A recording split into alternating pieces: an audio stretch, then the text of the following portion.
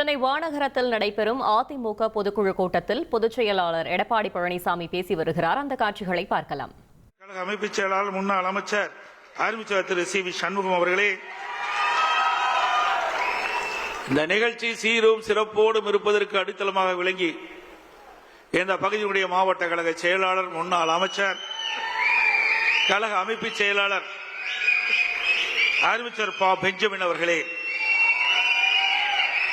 மற்றும் இந்த நிகழ்ச்சியில் கலந்து கொண்டு சிறப்பித்துக் கொண்டிருக்கின்ற மூத்த தலைமை கழகத்துடைய நிர்வாகிகள் அண்ணன் சி. பொன்னையன் அவர்களே, அண்ணன் தம்பித்துறை அவர்களே, அண்ணன் செமலை அவர்களே மற்றும் மூத்த தலைமை கழக நிர்வாகிகளே, பல்வேறு அணியினுடைய செயலாளர்களே, நிர்வாகிகளே, வருகின்ற சிறப்பித்துக் கொண்டிருக்கின்ற மாவட்ட செயலாளர்களே, நாடாளுமன்ற உறுப்பினர்களே, சட்டமன்ற உறுப்பினர்களே, முன்னாள் அமைச்சர் பெருமக்களே, முன்னாள் நாடாளுமன்ற சட்டமன்ற உறுப்பினர்களே, மாவட்ட கழகத்தினுடைய நிர்வாகிகளே, சார்பணி மாவட்ட செயலாளர்களே, நிகழ்ச்சியிலே பங்கு பெற்றுகின்ற நகர கழக செயலாளர்களே, ஒன்றிய கழக செயலாளர்களே, பேருகழக செயலாளர்களே, பகுதி கழக செயலாளர்களே, வருகின்ற சிறப்பு அழைப்பாளர்களே, மகளிரை சேர்ந்த சகோதரிகளே, பத்திரிகையாளர், ஊடக நண்பர்களே, அத்தனை பேருக்கும் என்னுடைய முதற்கண் நன்றி கலந்த வணக்கம்.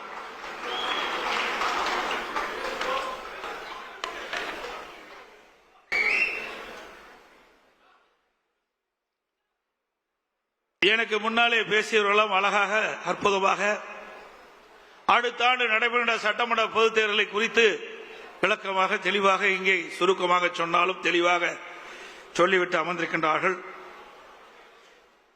தீய சக்தி திமுகவை தமிழகத்திலிருந்து அடியோடு அகற்ற வேண்டும் என்பதற்காகத்தான் பொன்மனச்செம்மல் புரட்சி தலைவர் எம்ஜிஆர் அவர்கள் அனைத்து இந்திய அண்ணா திராவிட முன்னேற்ற கழகத்தை தொடங்கினார்கள். அவருடைய மறைவுக்கு பிறகு நம்முடைய இதயம் புரட்சி தலைவி அம்மாவர்கள் பல்வேறு சோதனைகளை தாங்கி கழகத்தை கட்டி காத்தார்கள். இருவரும் தலைவர்கள் இருக்கின்ற பொழுதுதான் ஏழை எளிய மக்கள், பட்டியலின மக்கள், விவசாயிகள், மீனவர்கள், நெசவாளர்கள், தொழிலாளர்கள், சிறுபான்மை மக்கள் என்று பலதரப்பட்ட மக்களுக்கும் அவர்களுக்கு நன்மை பயக்கக்கூடிய திட்டங்களை கொண்டு வந்து சாதித்த தலைவர்கள் நம்முடைய இருவரும் தலைவர்கள்.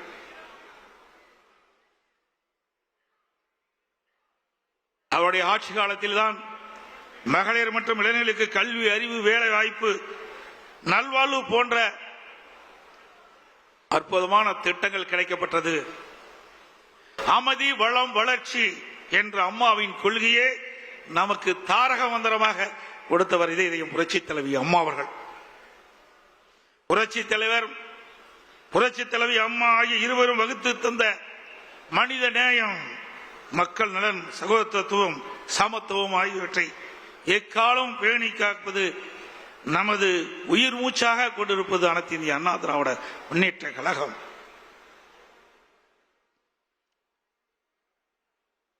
இன்றைக்கு ஆட்சியில் இருக்கின்ற பொழுதும் இந்த பத்திரிகையும் ஊடகம் நம்மளை விமர்சனம் செய்தார்கள். எதிர்கட்சியாக இருக்கின்ற பொழுதும் நம்மை பற்றித்தான் விமர்சனம் செய்து கொண்டிருக்கின்றார்கள். அனைத்து இந்திய அண்ணா திராவிட முன்னேற்ற கழக கட்சி இருக்கின்ற காரணத்தில்தான் இந்த ஊடகமும் பத்திரிகையும் இயங்கிக் கொண்டிருக்கிறது என்று நிலை இருக்கின்றது. அனைத்து இந்திய அண்ணா திராவிட முன்னேற்ற கழகத்தை பொறுத்தவரைக்கும் பொன்மனச்செம்மல் புரட்சி தலைவர் எம்ஜிஆர், இதயம் புரட்சி தலைவி அம்மா இருவரும் தலைவர்களுக்கு வாரிசு இல்ல, நாம் தாம் வாரிசாக பார்த்தார்கள். நாட்டு மக்களைத்தான் வாரிசாக பார்த்தார்கள். அவளுக்கு என்ன செய்ய வேண்டும், எது செய்தால் நன்மை கிடைக்கும் என்று எண்ணி எண்ணற்ற திட்டங்களை வழங்கிய காரணத்தினால்தான் இன்றைக்கு அனைத்து இந்திய அண்ணா திராவிட முன்னேற்ற கழகத்தை எவராலும் தொட்டு பார்க்க முடியவில்லை. எனக்கு முன்னாலே தலைமை கழக நிர்வாகிகள் பேசியதை போல எவ்வளவு பிரச்சனை, சட்டமன்றத்திலே பெரும்பான்மை நிரூபிக்கின்ற பொழுது இருக்கின்ற மேடையிலே வீட்டிருக்கின்ற அமைச்சர் பெருமக்கள், அப்பொழுது அமைச்சராக இருந்தால் அந்த காட்சியெல்லாம் நாம் பார்த்தோம். அந்த தீர்மானம் நிறைவேற்றக்கூடாது என்பதற்கு நம்மோடு இருந்தவர்களே சில பேர் எதிரியோடு சேர்ந்து கைகோர்த்து ஒரு சோதனையை உருவாக்கினார்கள். சட்டமன்ற மாமன்றத்திலே சட்டப்பேரவை தலைவருடைய உத்தரவின் பேரிலே பெரும்பான்மை நிரூபிக்கின்ற தீர்மானத்தை கொண்டு வருகின்ற பொழுது இப்ப முதலமைச்சர் அன்றைக்கு எதிர்க்கட்சி தலைவராக இருந்தார். அவரும் அவரோடு சேர்ந்த சட்டமன்ற உறுப்பினர்களும் எப்படி நடந்து கொண்டார் என்பது தொலைக்காட்சியின் வாயிலாக நாம் அத்தனை பேரும் பார்த்தீர்கள். உங்களுடைய ஆதரவால் சட்டமன்ற உறுப்பினருடைய ஆதரவால் முதலமைச்சராக தேர்ந்தெடுக்கப்பட்டு அந்த தீர்மானத்தை நிறைவேற்றுகின்ற நிலையிலே என் மீது என்னுடைய மேஜையின் மீது ஏறி டான்ஸ் ஆடுறாங்க திமுக எம்எல்ஏ. இங்க இருக்கின்ற அமைச்சர்கள் முன்னரசில் இருக்கின்றார்களே அமைச்சர்கள் மீது அமைச்சருடைய மேஜையின் மீது ஏறி டான்ஸ் ஆடுறாங்க. சட்டப்பேரவை தலைவர் அவரை கீழே இழுத்து தள்ளி அவருடைய இருக்கையிலே அமர்கிறார்கள். அவருடைய மைக் உடைக்கப்படுகிறது. அப்படிப்பட்ட கொடுமையான நிகழ்ச்சி ஏற்படுத்தியவர் இன்றைய முதலமைச்சர் திரு ஸ்டாலின் அவர்கள். எண்ணி பாருங்கள், அதையெல்லாம் நாம் கடந்தோம், வெற்றி பெற்றோம். அது பொறுத்துக் கொள்ள முடியாமல் சட்டையை கிழித்துக் கொண்டு வீதியிலே தெரிந்தவர் தான் இன்றைய முதலமைச்சர் ஸ்டாலின் அவர்கள்.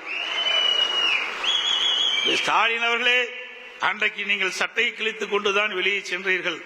ஆனால் அடுத்த ஆண்டு நடைபெறுகின்ற சட்டமன்ற பொதுத் தேர்தலில் அனைத்து இந்திய அண்ணா திராவிட முன்னேற்ற கழக தலைமையிலே அமைக்கப்படுகின்ற கூட்டணி பெரும்பான்மையான இடங்களிலே வெற்றி பெற்று அனைத்து இந்திய அண்ணா திராவிட முன்னேற்ற கழகம் தனி பெரும்பான்மையோடு ஆட்சி அமைக்கும். அப்பொழுது எந்த நிலையில் இருப்பீர்கள் என்று தெரியவில்லை.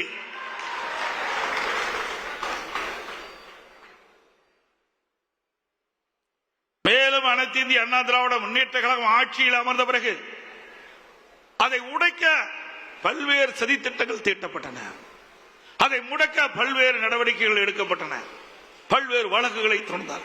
அதையெல்லாம் தாண்டிதான் நாம் ஒரு சிறப்பான ஆட்சியை நாட்டு மக்களுக்கு கொடுத்தோம். இன்றைக்கும் எதிர்க்கட்சிகள், ஏன் திராவிட முன்னேற்ற கழக கட்சி கூட நம்முடைய ஆட்சியை பற்றி விமர்சனம் செய்ய முடியவில்லை. அப்படி அற்புதமான ஆட்சி கொடுத்தது அண்ணா திமுக அரசாங்கம். என்ன சொல்கிறார் திரு ஸ்டாலின்? எடப்பாடி பழனிசாமி, அண்ணா திமுக, பாரதிய ஜனதாவோட கூட்டணி. இதைத்தான் சொல்ல முடியும். ஆட்சியில் ஏதாவது குறை இருக்கின்றதா சொல்லுங்கள், அதுக்கு பதில் சொல்ல நாங்கள் தயாராக இருக்கின்றோம். எந்தவித குறையும் சொல்ல முடியவில்லை. அப்படி ஒரு பொற்கால ஆட்சி கொடுத்தது அண்ணா திமுக அரசாங்கம்.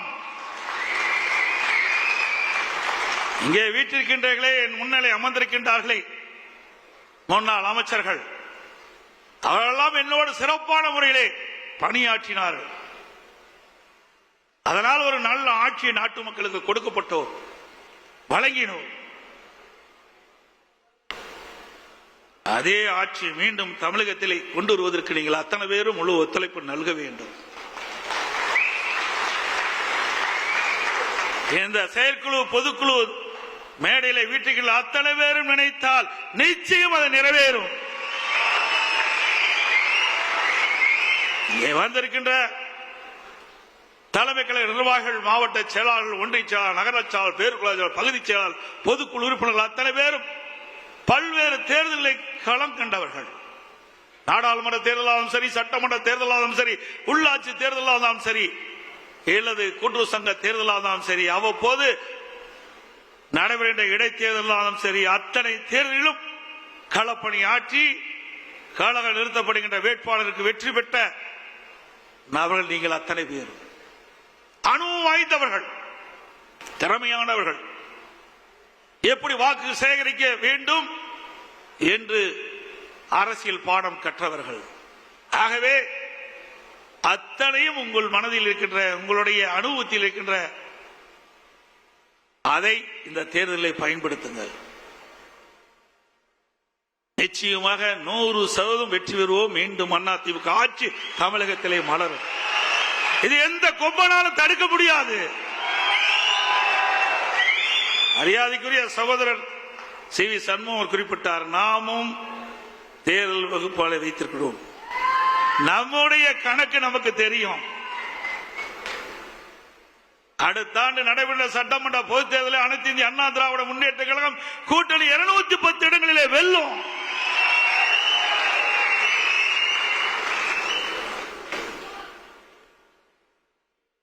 நம்முடைய கழக நிர்வாகிகளுக்கே சில நேரத்தில் சந்தேகம் ஏற்பட்டது. அதையெல்லாம் போக்குவது எங்களுடைய கடமை என்ற அடிப்படையிலே சில விளக்கங்களை தர விரும்புகின்றேன். எனக்கு முன்னாலே தலைமை கழக நிர்வாகிகள் குறிப்பிட்டதை போல வேறு 2 லட்சம் வாக்குகளிலே 43 சட்டமன்ற உறுப்பினர்களை இழந்தோம். அதனால் ஆட்சி இழந்து இன்னைக்கு எதிர்க்கட்சி வரிசையிலே அமர்ந்திருக்கின்றோம். அதுவும் யார் சூழ்ச்சியால் அந்த வாக்குகள் இழக்கப்பட்ட என்ற விவரத்தையும் அவர்கள் சொன்னார்கள். 2011 2020 வரைக்கும் ஒரு பொற்கால ஆட்சி கொடுத்தது அனைத்து இந்திய அண்ணா திராவிட முன்னேற்ற கழகம். அந்த காலகட்டத்திலே நாம் தேர்தலிலும் சந்தித்தோம். இன்றைக்கு 1991 திமுக 2 இடம் தான் வெற்றி பெற்றது. திமுக 2 இடத்துல தான் ஜெயிச்சாங்க. நம்முடைய அம்மாவுடைய தலைமையிலே அமைக்கப்பட்ட கூட்டணி பெரும்பாலான இடங்களில் அனைத்தும் வெற்றி பெற்றது. ஒரு சரித்திர சாதனையை படைத்தோம். அதற்கு பிறகு 2006 நாம் 4 இடங்களில் தான் வெற்றி பெற்றோம். 2001 மீண்டும் அனைத்து இந்திய அண்ணா திராவிட முன்னேற்ற கழகம் வெற்றி பெற்று இதை புரட்சி தலைவி அம்மாவில் தமிழகத்திலே முதலமைச்சராக தேர்ந்தெடுக்கப்பட்டார். 2006 திராவிட முன்னேற்ற கழகம் 96 இடங்களிலே வெற்றி பெற்று மைனாரிட்டி ஆட்சி நடைபெற்றுக் கொண்டிருந்தது. 2011 அனைத்து இந்திய அண்ணா திராவிட முன்னேற்ற கழகம் மீண்டும் வெற்றி பெற்று திராவிட முன்னேற்ற கழகம் எதிர்க்கட்சி வரிசையில் கூட அமர முடியவில்லை. பிரதான எதிர்க்கட்சி கூட கிடைக்கல. அப்பொழுது திரு ஸ்டாலினுடைய அப்பா திரு கருணாநிதியே இருந்தார். அப்பவே உங்களுக்கு எதிர்க்கட்சி வரிசையில் இடம் இல்ல. 2014 ஒரு நாடாளுமன்ற உறுப்பினர் கூட திமுகவுக்கு வெற்றி பெற முடியல. 2014 ஒரு நாடாளுமன்ற திமுக கட்சி சேர்ந்த வெற்றி பெற முடியல. திமுக கூட்டணி கட்சி சேர்ந்த வெற்றி பெற முடியல. அண்ணா திமுக 37 இடங்களில் வெற்றி பெற்று சாதனை படைத்தது. 2016 புரட்சி தலைவி அம்மாவில் யாருடன் கூட்டணி வைக்காமல் 234 இடங்களும் இரட்டலை சின்னத்திலே போட்டியிட வைத்து பெரும்பான்மை இடங்களை வெற்றி பெற்று ஆட்சி அமைத்தார்கள். இப்படிப்பட்ட இயக்கத்தை பற்றி திமுக தலைவர் விமர்சனம் செய்வது கேலி கூத்தாக இருக்கின்றது. சக்கரம் சுற்றி கொண்டே இருக்கும். கீழே இருக்க சக்கரம் மேலே வரும். அது தெரியாமல், விவரம் தெரியாமல் திரு ஸ்டாலின் பேசி வருகிறார். அதே வேளையில் நாம் சிந்தித்து பார்க்க வேண்டும். நாடாளுமன்ற தேர்தலிலே மக்கள் ஒரு மாதிரி வாக்களிப்பாங்க, சட்டமன்ற தேர்தலிலே வேறு மாதிரி வாக்களிப்பார்கள். அதுதான் தமிழ்நாட்டுடைய நிலைமை. 2019 நாடாளுமன்ற தேர்தல் நடைபெற்றது. அப்பொழுது 39 நாடாளுமன்றத்தில் 234 சட்டமன்ற தொகுதி இருந்தது. அதில் 2 தொகுதியில் தான் நாம் வெற்றி பெற்றோம். அப்பொழுது இடைத்தேர்தல் நடந்தது. 22 சட்டமன்ற தேர்தலில் 9 தேர்தல் நாம் வெற்றி பெற்றோம்.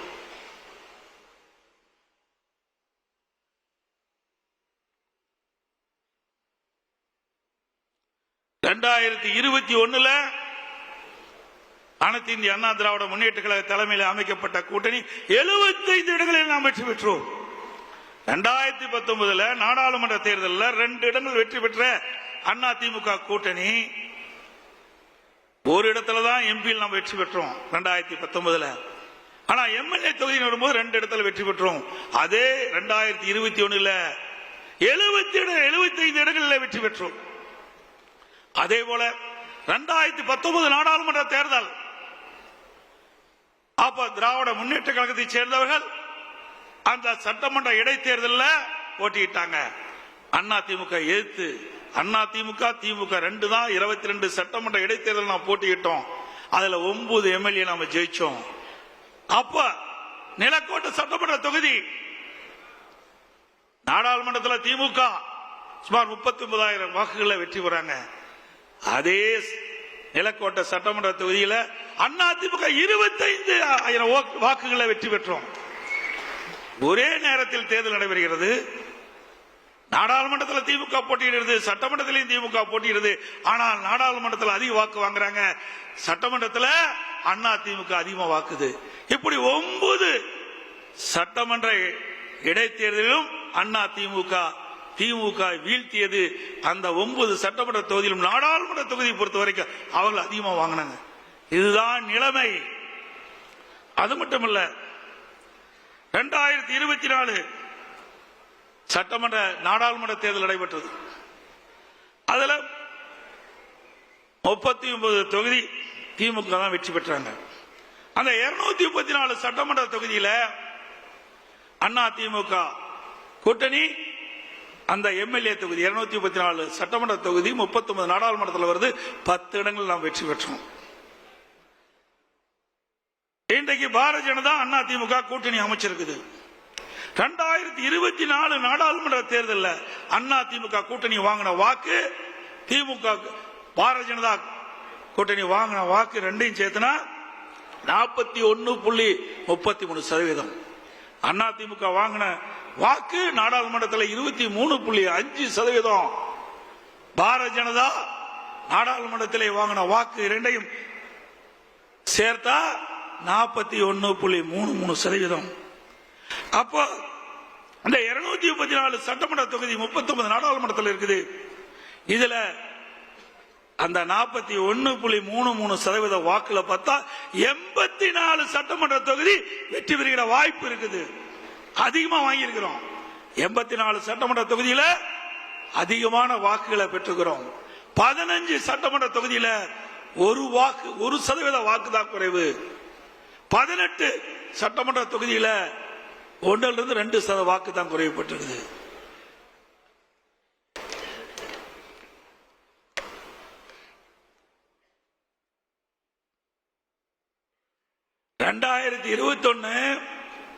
சட்டமன்ற பொதுத் தேர்தல், 2019 நாடாளுமன்ற தேர்தல் ரெண்டு ஒப்பிட்டு நான் சொன்னேன்.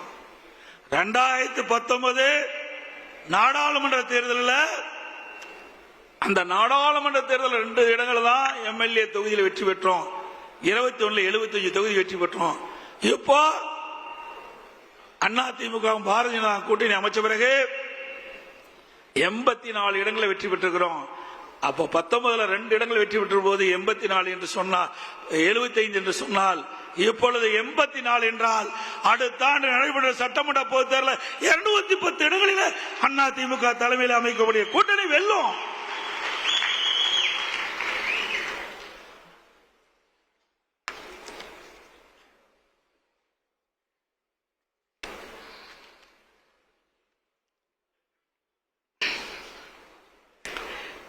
இந்த நம்முடைய தீர்மானத்தில் கூட அதை கொண்டாந்து இருக்கிறோம். திமுக கவர்ச்சிகரமா 2021 சட்டமன்ற பொதுத் தேர்தலில் சுமார் 525 அறிவிப்புகளை வெளியிட்டாங்க. நிறைவேற்ற முடியாத அறிவிப்புகளை வெளியிட்டு மக்களை ஏமாற்றி கொள்ளைப்புறத்தின் வழியாக ஆட்சிக்கு வந்த பிறகு சுமார் 4% அந்த அறிவிப்பை கூட நிறைவேற்ற முடியாத ஒரு சூழ்நிலை. அதுல முக்கியமானது கல்வி கடன் ரத்துனாங்க, இல்ல கேஸ் சிலிண்டர் மானியம் கொடுக்கல, பெட்ரோல் டீசல் விலை குறைக்கல, நீட் தேர்வு ரத்துனாங்க, அதுக்கு ரகசியம் இருக்குன்னு சொன்னாங்க. இதுவரைக்கும் ரகசியத்தையே சொல்லல துணை முதலமைச்சர். 100 நாள் வேலை திட்டம் 150 நாளாக உயர்த்தப்பட்டாங்க, உயர்த்தல, ஏழை மக்களை ஏமாத்திட்டாங்க. அரசு காலி பணியிடங்கள் அரசாங்கத்தில் 3 லட்சம், அரசு சார்ந்த நிறுவனத்தில் 2 லட்சம், மொத்தம் 5 லட்சம் காலி பணியிடங்கள் நிரப்புனாங்க. இது வரைக்கும் நிரப்பல. கடந்த சட்டமன்ற பொதுத் தேர்தலில் வெறும் 50,000 பேர் தான் அரசு ஊழியர்கள் நிரப்பப்பட்டதா அறிவிச்சாங்க. இந்த 4.5 ஆண்டுகள அரசு பணியாளர்கள் சுமார் 75,000 பேர் பணி ஓய்வு பெற்றுக்கிறாங்க. அதோட அதிமுக ஆட்சியில கொண்டு வரப்பட்ட தாலிக்கு தங்க திட்டம் நிறுத்திட்டாங்க. அம்மா மினிக்கலை கைவிட்டுட்டாங்க. அம்மா இருசக்கர வாகனம் அதையும் கைவிட்டுட்டாங்க. இப்படி மக்களுக்கு நன்மை பயக்கக்கூடிய அதிமுக ஆட்சியில போடப்பட்ட திட்டங்களை எல்லாம் நிறுத்திய அதுதான் திமுக ஆட்சியுடைய சாதனை. அடிக்கடி ஸ்டாலின் சொல்லுவதெல்லாம் நாங்க குடும்ப தலைவிக்கு 1000 ரூபாய் கொடுத்துட்டோம். எப்ப கொடுத்தீங்க? அதிமுக தொடர்ந்து சட்டமன்றத்தில் அழுத்தம் கொடுத்தோம். தேர்தல் நேரத்தில் குடும்ப தலைவிக்கு 1000 ரூபாய் கொடுப்பதாக தேர்தலில் அறிவிப்பை கொடுத்துவிட்டு அவருடைய வாக்குகளை பெற்று ஆட்சிக்கு வந்த பிறகு கொடுக்கப்பட்ட வாக்குறுதியை நிறைவேற்றவில்லை. அதனால கொடுக்கப்பட்ட வாக்குறுதியை நிறைவேற்றுகின்ற விதமாக மாதந்தோறும் குடும்ப தலைவிக்கு 1000 ரூபாய் கொடுக்க வேண்டும் என்று பிரதான எதிர்க்கட்சி என்ற முறையில் நம்ம தொடர்ந்து சட்டமன்றத்தில் அழுத்தம் கொடுத்தோம். தொலைக்காட்சியின் வாயிலா தெரிவிச்சோம், ஊடகத்தின் வாயிலா தெரிவிச்சோம். நம்முடைய சட்டமன்ற உறுப்பினர்கள் தொடர்ந்து சட்டமன்றத்தில் அழுத்தம் கொடுத்தாங்க. அதிமுக பொதுக்கூட்டத்திலே தொடர்ந்து விமர்சனம் பண்ணோம். வேறு வழி இல்லாம 28 மாதம் கழிச்சு அதிமுக கொடுக்கப்பட்ட அழுத்தத்தின் காரணமாக தான் மாதந்தோறும் குடும்ப தலைவிக்கு 1000 ரூபாய் கிடைச்சிருக்கு. இப்ப ஸ்டாலின் நேற்றைய தினம் கூட குறிப்பிடுறார், மேலும் 30 லட்சம் பேர்களுக்கு விதியை தளர்த்தி குடும்ப தலைவிக்கு 1000 ரூபாய் மாதந்தோறும் கொடுப்பதா சொல்றாங்க. அப்படின்னா இன்னும் 4 மாசம் தான் கொடுக்க முடியும். 56 மாதம் கொடுக்கல. குடும்ப தலைவருடைய கஷ்டத்தை பார்த்து கொடுக்கல. அடுத்த ஆண்டு நடைபெறுகின்ற பொது தேர்தலை மனதிலே வைத்துக் கொண்டு திரு ஸ்டாலினுடைய அரசாங்கம் விதியை தளர்த்தி 30 லட்சம் பேர்களுக்கு மேலும் மாதந்தோறும் 1000 ரூபாய் குடும்ப தொகை தருவதாக சொல்லிக்கிறாங்க. ஆக தேர்தலுக்காகத்தான் கொடுக்கிறாங்க ஒழிய இந்த குடும்ப தலைவி படுகிற கஷ்டத்துக்காக கொடுக்கல. நீங்கள் எவ்வளவு பணம் கொடுத்தாலும் மக்கள் வாங்கிக் கொள்வார்கள். ஆனால் ஓட்டு மட்டும் அதிமுக கூட்டணிக்கு தான் போடுவாங்க. அதோட இன்னைக்கு மக்கள் செல்வாக்கு இழந்துட்டார் ஸ்டாலின் அவர்கள். இளைஞருடைய செல்வாக்கையும் இழந்து விட்டார். அதனால இப்பொழுது அறிவிப்பு கொடுத்திருக்கிறார். கல்லூரியிலே படிக்கின்ற மாணவர்கள், அரசு கல்லூரியிலே படிக்கின்ற மாணவர்களுக்கு லேப்டாப் கொடுப்பதா சொல்லியிருக்கிறாங்க. தொடர்ந்து 4 ஆண்டு காலம் சட்டமன்றத்தில் அழுத்தம் கொடுத்தோம். அனைத்து இந்திய அண்ணா திராவிட முன்னேற்ற கழக அரசு இருக்கின்ற பொழுது, இதே புரட்சி தலைவி அம்மா இருக்கின்ற பொழுது அரசு பள்ளி படிக்கின்ற மாணவர்களுக்கு ஒரு விஞ்ஞான கல்வி கொடுக்க வேண்டும், அறிவுபூர்வமான கல்வி கிடைக்க வேண்டும். அதற்காக மடிக்கணி திட்டத்தை கொண்டு வந்தார்கள். சுமார் 52 லட்சம் மடிக்கணினி கொடுத்தோம். அதை வலியுறுத்தி சட்டமன்றத்திலே நாங்கள் தொடர்ந்து பேசினோம். எங்களுடைய சட்டமன்ற உறுப்பினர்களும் பேசினார்கள். தொடர்ந்து பத்திரிகையின் வாயிலாக, ஊடகங்களின் வாயிலாக நம்முடைய கருத்தை தெரிவித்தோம். அப்பொழுதெல்லாம் ஸ்டாலின் இந்த திட்டத்தை கொண்டு வருவதற்கு உடன்படல. இன்றைக்கு மக்கள் செல்வாக்கு இழந்த காலத்திலே, இளைஞருடைய செல்வாக்கு இழந்த காலத்திலே அடுத்த ஆண்டு சட்டமன்ற தேர்தல் நடைபெறுகிறதை முன்னிட்டு 10 லட்சம் மாணவர்களுக்கு, அரசு கல்லூரியிலே படிக்கின்ற மாணவர்களுக்கு லேப்டாப் கொடுப்பதாக அறிவிச்சிருக்கிறார். மாணவருடைய நலன் கருதி கொடுக்கல. அடுத்த ஆண்டு நடைபெறுகின்ற சட்டமன்ற பொதுத் தேர்தலில் அந்த இளைஞர்களுடைய வாக்கு கிடைக்க என்பதற்காக இந்த 10 லட்சம் லேப்டாப் கொடுக்குறீங்க. சரி, இப்ப கொடுப்பத இந்த கல்லூரி திறப்பதற்கு முன்பே கொடுத்திருந்தா அவளுக்கு பயனுள்ளதா இருந்திருக்கும். ஆனா கல்லூரி திறந்து 5 மாதம் கழித்து இப்ப கொடுக்குறீங்க. அந்த கல்லூரியில் மாணவர் சேர்ந்த உடனே அவருடைய சொந்த பணத்துல லேப்டாப் வாங்கி இன்றைக்கு அதன் மூலமாக அறிவுத்திறனை வளர்த்துக்கிட்டு இருக்கிறாங்க. இந்த லேப்டாப் கொடுப்பதனால என்ன பயன் என்று பாருங்க. இதை கொடுப்பதை மட்டும் வேண்டாம் என்று சொல்லவில்லை. கொடுப்பதை உரிய நேரத்தில் கொடுத்தீங்களா? இல்ல. அவருடைய வாக்கு தேவை.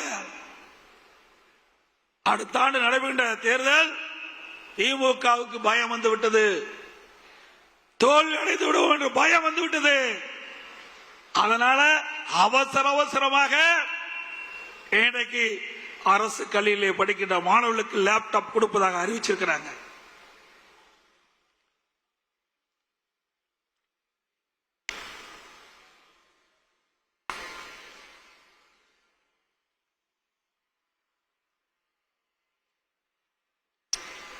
திராவிட முன்னேற்ற கழகம் ஆட்சிக்கு வந்த பிறகு விவசாயிகளை போராட்டம் நடத்தினால் அவளை குண்டர் சட்டத்திலே கைது செய்தார். விவசாயிகளுக்கு அநீதி இழைக்கப்படுகின்ற அரசு மக்கள் விரோத திமுக அரசாங்கம். அது மட்டுமில்லாம டெல்டா மாவட்டம் குறுவை சாகுபடி, அந்த சாகுபடி செய்த விவசாயிகள் அந்த விளைந்த நெல்லை அறுவடை செய்து மூட்டை பிடித்து கொள்முதல் நிலையத்துக்கு கொண்டு சென்றால் அந்த கொள்முதல் நிலையத்திலே விவசாயிய நெல்லை கொள்முதல் செய்யாத காரணத்தினாலே தொடர் மழையின் காரணமாக 15 நாட்கள் நெல் கொள்முதல் நிலையத்தை மூடிய காரணத்தினால் விவசாயிகள் கொண்டு வந்த நெல் சாலை ஓரத்தில் குவியலாக குவித்து வைத்திருந்தார்கள். கொள்முதல் நிலையத்திற்கு முன்பாக நெல் மணிகளை குவித்து வைத்திருந்தார்கள். தொடர் மழையின் காரணமாக நெல்மணி எல்லாம் முளைத்து விவசாயிகள் பாதிக்கப்பட்டாங்க. நம்முடைய டெல்டா மாவட்டத்தில் நம்முடைய கழக மாவட்ட செயலாளர்கள், தலைமை கழக நிர்வாகிகள், முன்னாள் அமைச்சர் வேண்டுகோளை ஏற்று நான் ஓடோடி சென்று டெல்டா மாவட்ட விவசாயிகளை சந்தித்து நேரடி கொள்முதல் நிலையத்துக்கு சென்று அவர்களுக்கு ஆறுதல் கூறி என்ன வரும் என்று கேட்டேன். அப்பொழுது குறிப்பிட்டார்கள், 15 நாட்களாக இந்த நெல்லை நாங்கள் காவல் காத்துக் கொண்டிருக்கின்றோம். இந்த அரசாங்கம் கொள்முதல் நிலையிலே கொள்முதல் செய்யவில்லை. கொள்முதல் செய்யப்பட்ட நெல்லையும் அந்த குடோனில் அடுக்கி வைத்திருக்கிறார்கள். அது வெளியிலே சென்றால்தான் நெல் கொள்முதல் செய்ய முடியும். இப்படிப்பட்ட அவல நிலை எங்களிடத்திலே இருக்கின்றது. கடுமையாக பாதிக்கப்பட்டு விட்டோம் என்று சொன்னார். அதை பார்க்க யாருமே செல்ல, இந்த விவசாயிகளுக்கு ஆறுதல் சொல்ல திமுக யாரும் செல்ல. திரு உதயநிதி டெல்டா மாவட்டத்துக்கு போன அறிவிச்சாங்க, பத்திரிகையில பார்த்தேன். பரவாயில்ல, விவசாயிகளுக்கு ஆறுதல் சொல்ல போகிறார் என்று நினைத்தேன். ஆனா அங்க போகல, நேர ரயில்வே ஸ்டேஷனுக்கு போய் சரக்கு ரயிலுக்கு கொடி காட்டிட்டு வந்துட்டார்.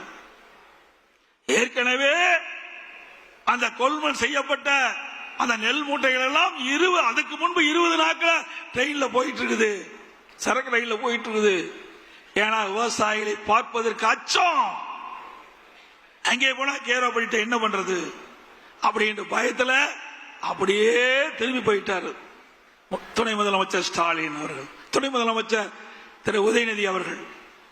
விவசாயிகளை இன்றைக்கு நஷ்டத்திலே தள்ளிய அரசாங்கம் திராவிட முன்னேற்ற கழக அரசாங்கம்.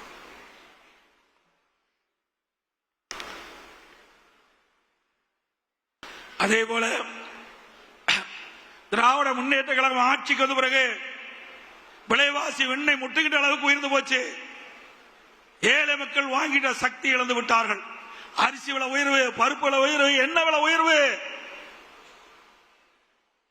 ஏழை மக்களை காப்பதற்கு பதிலாக இந்த அரசு ஆட்சிக்கு வந்த பிறகு இந்த விலைவாசி உயர்வால் நம்முடைய ஏழை மக்கள் வாட்டி வதைக்கின்ற நிலையை நாம் பார்க்கின்றோம்.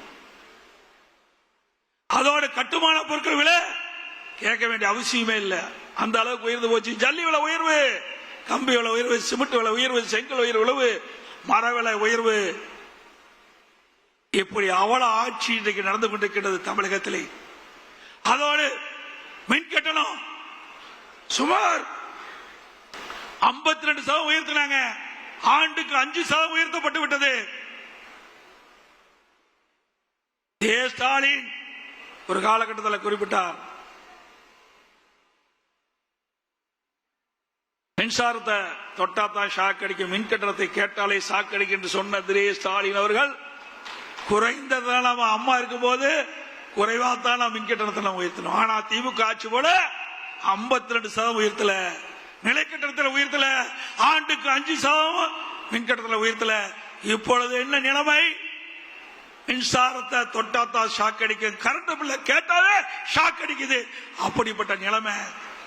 வீட்டு வரி 100% உயர்ந்து போச்சு, கடவரி 150% உயர்ந்து போச்சு, குடி வரி உயர்வு, குப்பை வரி உயர்வு. இப்படி வரி மேல் வரி போட்டு மக்களை வாட்டி வதைக்கின்ற அரசாங்கம் திமுக அரசாங்கம். இதே அண்ணா திமுக ஆட்சியில ஒப்பிட்டு பாருங்கள், மின் கட்டணம் எவ்வளவு குறைவு, வீட்டு வரி எவ்வளவு குறைவு, கடை வரி எவ்வளவு குறைவு. ஆக மக்களுக்கு நன்மை கிடைத்தது அதிமுக ஆட்சியிலே. இன்றைக்கு திராவிட முன்னேற்ற கழக ஆட்சியிலே வரி மேல் வரி போட்டு மக்களை உறிஞ்சுகின்ற ரத்தத்தை உறிஞ்சுகின்ற நிலைதான் இன்றைய நிலை என்பதை நாம் எண்ணி பார்க்க வேண்டும். நெசவாளுடைய நிலை பரிதாபமான நிலை. நெசவு தொழில் நலிவடைந்து விட்டது. அதை சீர் செய்ய அரசு எந்த நடவடிக்கை எடுக்கல. விசைத்தறி தொழில் அழிந்து போய்விட்டது, உண்டான நடவடிக்கை எடுக்கல. அதில் இருக்கின்ற தொழிலாளர்கள் வேலையில்லாத காரணத்தினாலே வறுமையில் வாடி அவருடைய உடல் உறுப்புகளை விற்கின்ற அவல நிலைக்கு இந்த ஆட்சியிலே போய்விட்டது.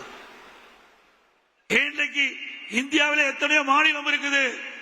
தமிழகத்தில் ஆட்சி செய்கின்ற இந்த ஸ்டாலின் மாடல் அரசாங்கத்திலே உடல் உறுப்பை விற்று வாழ்க்கை நடத்தக்கூடிய ஒரு துர்பாகிய நிலை இந்த ஆட்சியிலே தான் பார்க்கப்படுகிறது.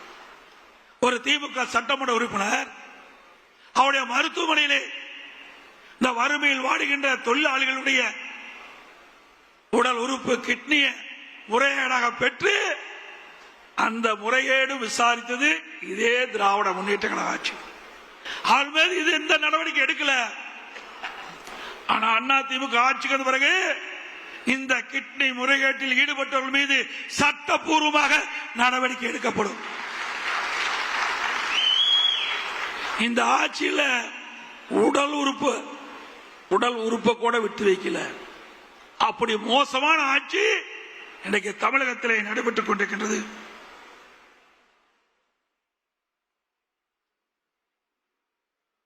போக்குவரத்து துறையிலே போக்குவரத்து முன்னாள் ஊழியர்கள் தங்களுக்கு கிடைக்க வேண்டிய பணம் கிடைக்கவில்லை என்று போராட்டத்தில் இறங்கி போராடி பணம் பெறுகின்ற சூழ்நிலை. எப்பொழுது பார்த்தாலும் ஸ்டாலின் சொல்லுகின்றார், இன்றைக்கு மகளிருக்கு கட்டணமில்லா பேருந்து விட்டுருக்கும் சொல்லி அந்த பேருந்தில் ஏறி இறங்கினாதான் உயிர் நிச்சயம். அப்படிப்பட்ட பேருந்து ஓட்டல் பேருந்து தான் இன்றைக்கு தமிழகத்தில் இயங்கிக் கொண்டிருக்கிறது. தொழில்துறை இதெல்லாம் எதற்காக சொல்லினேன் என்று சொன்னால், வருகின்ற சட்டமன்ற தேர்தலில் நாட்டு மக்களுக்கு நீங்கள் தெரிவிக்க வேண்டும் என்ற அடிப்படையில் இதை நான் தெரிவித்துக் கொண்டிருக்கின்றேன். அதிமுக ஆட்சிக்கும் திமுக ஆட்சிக்கும் என்ன வேறுபாடு என்பதையும் நாட்டு மக்களுக்கு நீங்கள் தெளிவுபடுத்த வேண்டும் என்பதற்காக இந்த விவரங்களை நான் குறிப்பிடுகிறேன். தொழில்துறை அதிமுக ஆட்சியிலே மிக சிறப்பா இருந்தது. 2015 அம்மா அவர்கள் முதல் தொழில் முதலீட்டாளர் மாநாட்டை சென்னையில் நடத்தினாங்க. 2,42,000 கோடி தொழில் முதலீட்டு ஈர்க்கப்பட்டது. 98 புரிந்துணர்வு ஒப்பந்தம் போடப்பட்டாங்க. அந்த பணியெல்லாம் துவங்கி நிறைவேற்றப்பட்டு பல்லாயிரக்கணக்கான பேருக்கு வேலை கிடைச்சிருக்குது. 2019 அம்மாவுடைய அரசு தொழில் முதலீட்டு மாநாட்டை நடத்தணும். சென்னையில் சுமார் 3,05,000 கோடி தொழில் முதலில் ஈர்க்கப்பட்டது. சுமார் 304 புரிந்துணர்வு ஒப்பந்தங்கள் போடப்பட்டு நடைமுறைக்கு கொண்டாந்தோம். அந்த நிறுவனங்கள் எல்லாம் இன்றைக்கு உற்பத்தியை தொடங்கிவிட்டது. அதனால பல்லாயிரக்கணக்கான இளைஞர்களுக்கு வேலை வாய்ப்பை பெற்று தந்தோம். திமுக அரசாங்கம் வந்தது. திமுக அரசாங்கம் வந்த பிறகு அவர்கள் தொழில் முதலீட்டு மாநாட்டை நடத்தினார்கள். ஏன்னா எல்லாம் கள்ள ஓட்டு போட்டு தானே ஜெயிச்சிருக்கிறாங்க. உண்மையா வாக்காளர் சந்தித்து அந்த வாக்களை பெற்றவர் வெற்றி பெறவில்லை. அது சென்னை மாநகரம்னா கேட்க வேண்டிய அவசியமே இல்லை. இறந்தவர்கள் எல்லாம் உயிர் பெற்று வந்து ஓட்டு போடுவாங்க. அப்படிப்பட்ட நிலைமை இன்றைக்கு எஸ்ஐஆர் பணி துவங்கப்பட்டு விட்டது. மத்திய தேர்தல் ஆணையம் அறிவிக்கப்பட்டு பணி துவங்கி நாளையோடு நிறைவு பெற இருக்கின்றது. நம்முடைய கழக நிர்வாகிகள், தொண்டர்கள், மாவட்ட செயலாளர், ஒன்றிய செயலாளர், நகர செயலாளர், பேரூர் செயலாளர், பகுதி செயலாளர், வட்ட செயலாளர், வார்டு செயலாளர் அத்தனை பேர் ஒருமித்த கருத்தோடு நாளை இறுதி நாள். அதனால ஏதாவது விடுபட்டு இருந்தா அதை முறையாக அந்த எஸ்ஐஆர் பணியை மேற்கொள்ள வேண்டும் என்று அன்போடு இந்த நேரத்தில் கேட்டுக்கிறேன். திமுக தலைவர் ஸ்டாலின் எதிர்த்தா இதை எதிர்க்க வேண்டிய அவசியம் என்ன? 200 வாக்கள் நீக்கிறாங்க. ஒரு இடத்துல இருந்து வேற இடத்திற்கு குடி போயிடுறாங்க. அவர் அந்த இடத்துல வாக்கு பதிவாகிறது. ஏற்கனவே இருக்கிற இடத்துல தொடர்ந்து இந்த வாக்காளர் பட்டியலில் ஒரு பெயர் இடம்பெற்று வருது. அதை நீக்குவதில் என்ன தவறு? இரட்டை வாக்காளர், அதை நீக்குவதில் என்ன தவறு? ஆனா ஸ்டாலின் அவர்கள் அதை கடுமையாக எதிர்த்தார். இப்பொழுது என்னங்கிறாரு? திமுக காரர் விழிப்போடு இருந்து செயல்பட வேணுமா? ஒரு பக்கம் எதிர்க்கிறாங்க, ஒரு பக்கம் செயல காட்டுறாங்க. எஸ்ஐஆர் பணி மேற்கொள்ளுகின்ற பிறகு இன்னைக்கு பாத்தீங்கன்னா சென்னை மாநகரத்தில் பத்தி பாத்தீங்கன்னா ஒவ்வொரு தொகுதியிலும் 50,000 70,000 வாக்குகள் இன்றைக்கு அது விடுவிக்க வேண்டிய சூழல் இருக்குது. அப்படி தமிழ்நாடு முழுவதும் அனைத்து தொகுதியிலும் 10,000 30,000 வாக்குகள் இந்த எஸ்ஐஆர் பணி மேற்கொள்கின்ற பொழுது இறந்தவர் வாக்காளர் பட்டியலிருந்து விடுவிக்கப்படுகிறார். இரட்டை வாக்காளர் நீக்கப்படுகிறது. அதே போல குடிபெயர்ந்தவர்கள் மாற்றிடத்துக்கு போனவர்கள் அதை கண்டறிந்து அவர் விடுவிக்கப்படுகின்றது. இப்படி தமிழ்நாடு முழுவதும் முறைகேடாக வாக்காளர் பட்டியலில் இடம்பெற்றவர்கள் சுமார் பல லட்சம் பேர் விடுவிக்கப்படுகின்ற சூழல் ஏற்படுது. இதையெல்லாம் விடுவிக்கலனா அடுத்த ஆண்டு நடைபெற்ற சட்டமன்ற தேர்தலில் இப்படி போலி வாக்காளரை வைத்து அவர் வெற்றி பெறுவதற்கு ஒரு வாய்ப்பு ஏற்படும். அதனாலதான் அலறாங்க, துடிக்கிறாங்க ஸ்டாலின்.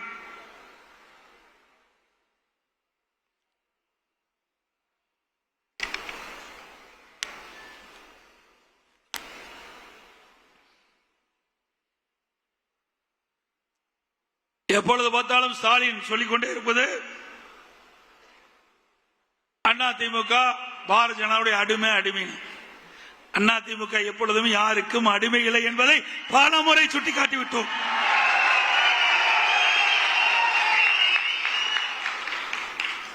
இதே திராவிட முன்னேற்ற கழகம் திரு கருணாநிதி இருக்கின்ற பொழுது 1999 ஆண்டு நாடாளுமன்ற தேர்தலில் பாரதிய ஜனதாவோட கூட்டணி போட்டு வெற்றி பெற்று திரு வாஜ்பாய் அவர்களுடைய மத்திய அமைச்சர்களே திமுக எம்பி இடம் பெற்றிருந்தாங்க. திரு முரசொலி மாறன் அவர்கள் மத்திய அமைச்சராக இருந்தார். அப்போ உடல்நிலை சரியில்லாமல் இருந்த போது ஓராண்டு மருத்துவமனையில் இலாக்கா மந்திரியா வச்சிருந்தாங்க. 2001 சட்டமன்ற பொது தேர்தல் அப்பொழுது பாரதிய ஜனதா திமுக கூட்டணி அங்க வச்சது. அப்பெல்லாம் பாரதிய ஜனதா கட்சி நல்ல கட்சி, திமுக கூட்டணி வச்சா நல்ல கட்சி, அண்ணா திமுக கூட்டணி வச்சா மதவாத கட்சி. சிந்திச்சு பாருங்க. இன்னைக்கு தேர்தல் வருகின்ற பொழுது வாக்குகள் சிதறாமல் சிந்தாமல் எல்லா வாக்குகளையும் நிறுத்தப்படுகின்ற வேட்பாளருக்கு கிடைக்க வேண்டும். அப்பொழுதுதான் நாம் நிறுத்தப்படுகின்ற வேட்பாளர் வெற்றி பெறுவார். அந்த அரசியல் சூழ்நிலைக்கு ஏற்பவாறு எல்லா கட்சியுமே கூட்டணி அமைப்பது இயல்பு. திமுகவும் கூட்டணி வைக்குது, அண்ணா திமுக கூட்டணி வைக்குது. அண்ணா திமுக கூட்டணி இடம்பெற்ற கட்சி தான் திமுகவில் இப்பொழுது இடம்பெற்றிருக்குது. திமுகவில் இடம்பெற்ற கட்சி தான் அண்ணா திமுகவில் இடம்பெற்றது. இப்படி கால சூழ்நிலைக்கு ஏற்ப அந்த கூட்டணி மாறி மாறி இருக்கும். ஆனா திரு ஸ்டாலினால பொறுக்க முடியல. அண்ணா திமுக பாரதிய ஜனதா கூட்டணியை அமைச்ச உடனே கதறாரு, துடிக்கிறாரு. அப்பொழுது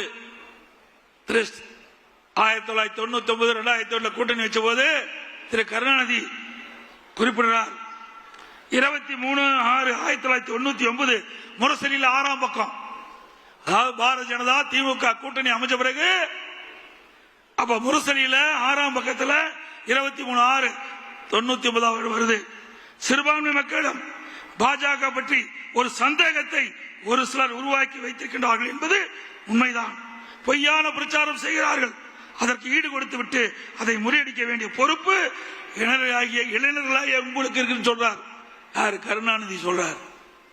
அப்பா பாரதிய ஜனதா கட்சி நல்ல கட்சி தலைவரை குறிப்பிடாரு. ஏன் நாங்க கூட்டணி வச்சா தவறா பேசுறீங்க? இது நாங்க சொல்லல. திராவிட முன்னேற்ற கழக தலைவர் திரு கருணாநிதி அவர்கள் அவருடைய கட்சி பத்திரிகை முரசொலியில 23/6/1999 அன்று வந்த செய்தி.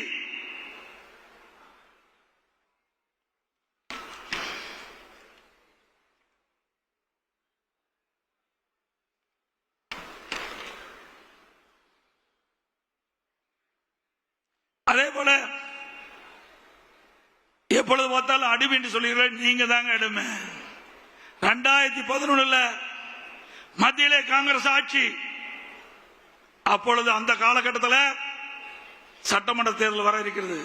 அப்ப சட்டமன்ற தேர்தல் வருகின்ற பொழுது அண்ணா அறிவாலயத்தில் முதல் மாடியில்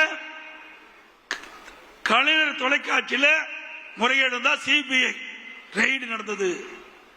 கீழ்த்தளத்தில் கூட்டணி பேச்சுவார்த்தை, மேல்தளத்தில் காங்கிரஸ் ஆட்சி மத்தியில் நடக்குது.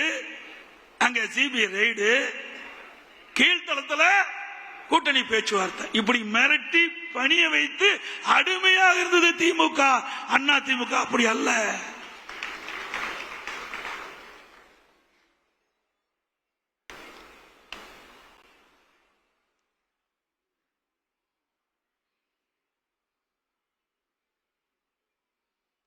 அதே போல வேண்டுமென்றே திட்டமிட்டு நம்முடைய நிர்வாகி மீது வழக்கு போடுவது.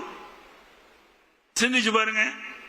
இந்த 4ஆம் தேதி திரு ஸ்டாலின் அவர்கள் 2011 கொளத்தூர் சட்டமன்ற தேர்தலில் போட்டியிடுறார். அந்த தேர்தலில் முறைகேடு நடந்ததாக அப்போ போட்டியிட்ட அனைத்து இந்திய அண்ணா திராவிட முன்னேற்ற வேட்பாளர் வழக்கு தொடர்றார். அந்த வழக்கின் அடிப்படையில் உச்சநீதிமன்றத்திலே வழக்கு தொடர்ந்து நடந்துகிட்டு இருக்குது. அதை பற்றி ஒரு பத்திரிகையாவது ஒரு ஊடகமாவது வெளியிட்டாங்களா? சிந்திச்சு பாருங்க. அண்ணா திமுக பற்றி நேற்றைய தினம் நேற்றைக்கு முன்தினம் பத்திரிகையில போடுறீங்க. ஆனா ஒரு நாட்டுடைய முதலமைச்சர் 2011 சட்டமன்ற தேர்தலில் கொளத்தூர் தொகுதியிலே போட்டியிட்ட அவரை பற்றி விசாரணை வருகின்ற பொழுது எந்த ஊடகம் எந்த பத்திரிகையும் வெளிப்படுத்தல. 2 மணி நேரம் வாதம் நடந்திருக்குது. மீண்டும் நாளை தினம் 11ஆம் தேதி வர இருக்கிறதாக கேள்விப்பட்டேன். ஆக ஊடகங்களும் பத்திரிகைகளும் தர்மத்தை நீங்கள் நாட வேண்டும். பத்திரிகை என்பது ஒரு நடுநிலையா இருக்கிறது. வேண்டுமென்று திட்டமிட்டு அண்ணா திமுகவை அவதூறு செய்தியை வெளியிடுவதை நிறுத்தி விடுங்கள். ஏன் மிரட்டுறாங்களா? பயமா இருக்க மாட்டேங்குது பத்திரிகை ஊடகத்துக்கும்.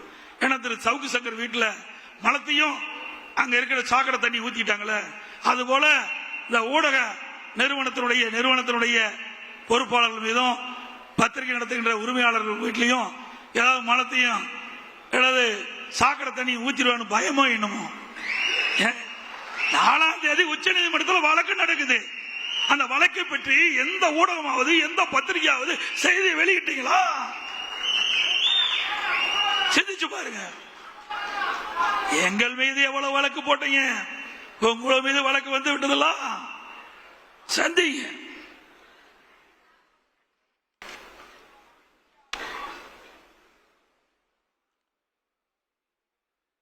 திராவிட முன்னேற்றங்களை உருவாக்கிய பேர் அண்ணா அவர்கள் கலம் ஒரு குடும்பம். நாங்க இன்றைக்கு திமுக கருணாநிதி குடும்பம் மாறி போச்சு. திமுக கருணாநிதி குடும்பம் ஆச்சு. அது கருணாநிதியுடைய திமுக ஜனநாயக முறையில் கட்சியில் அது ஒரு கார்பரேட் கம்பெனி ஆகிவிட்டது. நீங்க பாத்தீங்கன்னா திரு கருணாநிதி முதலமைச்சர் இருந்தாரு, அதுக்கு பிறகு ஸ்டாலின் முதலமைச்சர், இப்ப உதயநிதி கொண்டு வருவதற்கு துடிச்சிட்டு இருக்காரு. இங்கே வந்திருக்கிற பல நிர்வாகிகள் வேட்பாளராக வருவதற்கு வாய்ப்பு உண்டு என்பதை இந்த நேரத்தில் தெரிவிக்கிறேன். இயக்கத்துக்கு விசுவாசமாக உழைக்கின்றவர்கள் நிச்சயமாக கிடைக்கும். எனக்கு பின்னாலும் இன்னும் எத்தனை நூற்றாண்டுகள் வந்தாலும் அனைத்து இந்திய அண்ணா திராவிட முன்னேற்ற கழகம் மக்களுக்காக இயங்கும் அப்படின்னு இதே புரட்சி தலைவி அம்மா அவர்கள் சட்டமன்றத்திலே சூளுரைத்தார்கள். அதை நனவாக்கின்ற விதமாக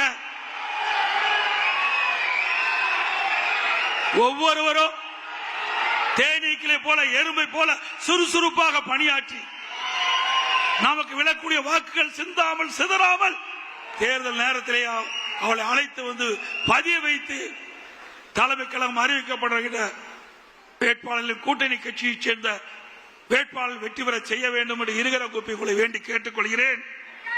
அதோட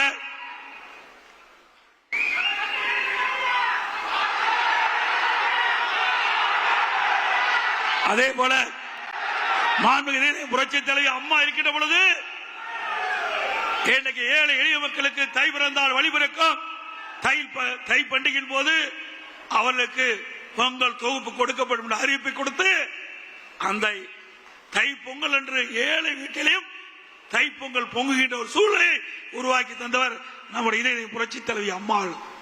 அந்த வழியிலே வந்த அம்மாவுடைய அரசு தை பொங்கல் என்று எல்லா இல்லங்களிலும் மகிழ்ச்சியோடு தை பண்டிகை கொண்டாட என்பதற்காக எல்லா குடும்பத்துக்கும் 2500 ரூபாய் கொடுத்த அரசாங்கம் அண்ணா திமுக அரசாங்கம். அப்பொழுது திரு ஸ்டாலின் அவர்கள் எதிர்க்கட்சி தலைவராக இருந்தார். அப்பொழுது குறிப்பிட்டார், ஏன் முதலமைச்சர் எடப்பாடி பழனிசாமி குடும்பத்துக்கு 5000 ரூபாய் கொடுக்கலாம். 5000 ரூபாய் கொடுக்கலாம் திரு ஸ்டாலின் சொன்னார். திரு ஸ்டாலின் அவர்களே, நாங்கள் வேண்டுகோளாக வைக்கிறோம், தை பிறந்தால் வழிபிறக்கும் தமிழனுடைய திருநாள் தை திருநாள். அப்படி தை திருநாளிலே தை பண்டிகையின் போது எல்லா இடங்களிலும் மகிழ்ச்சியோடு தை பண்டிகை கொண்டாடுகின்ற விதமாக ஒவ்வொரு குடும்பத்துக்கும் 5000 ரூபாய் வழங்குங்கள். இப்பொழுதாவது நீங்கள் செய்த ஊழலாவது, எவ்வளோ ஊழல் செய்து விட்டீர்கள், எவ்வளோ மக்கள் பணத்தை கொள்ளையடித்து விட்டார்கள். இனியாவது கடைசி காலகட்டத்திலாவது மக்களுக்கு மகிழ்ச்சி ஊட்டுகின்ற விதமாக இந்த தை பண்டிகை மகிழ்ச்சிகரமாக கொண்டாடுகின்ற விதமாக ஒரு 5000 ரூபாய் நீங்கள் வழங்க வேண்டும். எவ்வளவோ கொள்ளையடிச்சிட்டு இருக்கிறீங்க, ஆனா மக்களுக்காக எந்த திட்டமும் கொடுக்கல, எந்த பெரிய திட்டமும் இந்த ஆட்சியில் வரல. இதையாவது இந்த ஏழைகளுக்காக செய்ய வேண்டும் என்று வேண்டுகோளாக வைத்து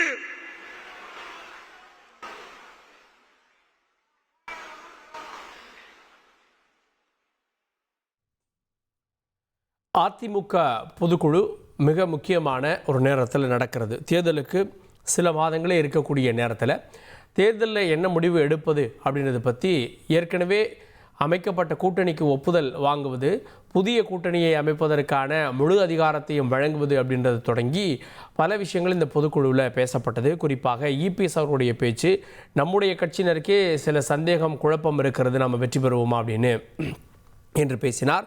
அதில் நாமும் ஸ்ட்ராட்டஜிஸ்ட் வியூக வகுப்பாளர்கள் வச்சுருக்கோம், நமக்கும் ஒரு கணக்கு இருக்கிறது அப்படின்னு இந்த கணக்காக 210 தொகுதிகளில் வெல்லுவோம் அப்படின்றார். 210 இடங்களில் வெல்வதற்கான வாய்ப்புகள் என்ன அப்படின்னு அவர் பட்டியலிடுறாரு. குறிப்பாக நாடாளுமன்ற தேர்தலில் அதிமுக பாஜக கூட்டணி அமைத்திருந்தால் நம்ம 10க்கும் மேற்பட்ட இடங்களில் வெற்றி பெற்றிருப்போம். அது சட்டமன்ற தேர்தல் தொகுதி வாரியாக கணக்கிட்டால் 84 சட்டமன்ற தொகுதிகளில் நமக்கான வெற்றி வாய்ப்பு அப்படின்னு பார்க்கணும். 2019 நாடாளுமன்ற தேர்தலில் நாம் தோல்வியடைந்தோம். ஆனால் அதற்கு அடுத்து வந்த சட்டமன்ற தேர்தலில் 75 இடங்கள் பிடித்தோம். 2024 நாடாளுமன்ற தேர்தலில் நாம் தோல்வியடைந்தோம். ஆனால் அப்போது நம்ம பெற்றிருக்கக்கூடிய சட்டமன்ற பகுதி வாரியான வாக்கு அப்படின்றது 84 இடங்களில் வெற்றி. அப்படி பார்த்தா 2026 நடக்கக்கூடிய தேர்தலில் நம்ம 210 இடங்கள் வெல்வோம், அதில் தயக்கம் வேண்டாம், குழப்பம் வேண்டாம் அப்படின்னு வந்திருந்த அதிமுகவினரிடம் இந்த தகவலை தெரிவித்து உற்சாகப்படுத்தி இருக்கிறார். தமிழக அரசை கடுமையாக குற்றச்சாட்டி இருக்கிறார். குறிப்பாக விலைவாசி உயர்ந்திருக்கிறது, ஏராளமான அதிமுக ஆட்சியினுடைய திட்டங்கள் நிறுத்தப்பட்டிருக்கிறது அப்படின்ற குற்றச்சாட்டுகளை முன்வைக்கிறார். நாங்கள் யாருக்கும் அடிமை இல்லை அப்படின்னு இபிஎஸ் குறிப்பிடுகிறார். பாஜகவுக்கு நாங்கள் அடிமை அப்படின்னு தொடர்ந்து இந்த விமர்சனம் முன்வைக்கப்படுகிறது. நாங்கள் யாருக்கும் அடிமை இல்லை அப்படின்ற விஷயத்தை அவர் குறிப்பிடுகிறார். கல்விக்கடன் ரத்து, நீட் விலக்கு, கேஸ் மானியம் 100 ரூபாய், 100 நாள் வேலை வாய்ப்பு 150 நாள் அப்படின்றது என்ன ஆனது? காலி பணியிடங்களை நிரப்புவதில் 5 லட்சம் பேருக்கு வேலை கொடுக்கப்படும், நீங்கள் என்ன ஆனது அப்படின்ற அடுக்கடுக்கான கேள்விகளையும் அவர் முன்வைத்திருக்கிறார். மகளிர் உரிமை தொகை இன்னும் 30 லட்சம் பேருக்கு கொடுக்க போகிறாங்க, தேர்தலுக்காக கொடுக்கக்கூடிய தொகையாக அது இருக்கிறது, இதுவரை ஏன் அவங்களுக்கு கொடுக்கல அப்படின்ற கேள்விகளையும் அவர் முன்வைத்திருக்கிறார். எஸ்ஐஆர் விவகாரத்தில் எதிர்ப்பதாக சொல்லிவிட்டு ஆதரவாக இருக்கிறீர்கள், ஆனால் நாங்கள் எஸ்ஐஆருக்கு ஆதரவாக பேசுகிறோம், போலி வாக்காளர்களை நீக்குவதில் என்ன தவறு இருக்கிறது அப்படின்ற கேள்விகளையும் அதிமுக பொதுச் செயலாளர் இன்றைய தினம் முன்வைத்தார். அப்படின்றது மிக முக்கியமாக இந்த தேர்தல் தொடர்பாக பேசப்பட்ட செய்திகள். குறிப்பாக கூட்டணி பற்றி கொடுக்கப்பட்ட அதிகாரம், ஓபிஎஸ் கட்சியில் சேர்க்கப்படுவாரா, அதுக்கு ஏதாவது தீர்மானம் நிறைவேற்றப்படுமா அப்படின்றதற்கெல்லாம் இல்லை அப்படின்றதாக இந்த தீர்மானம் தெரிவித்திருக்கிறது. அப்படின்றதான் இன்றைய பொதுக்குழுவினுடைய முக்கியமான சாராம்சமாக இருக்கிறது.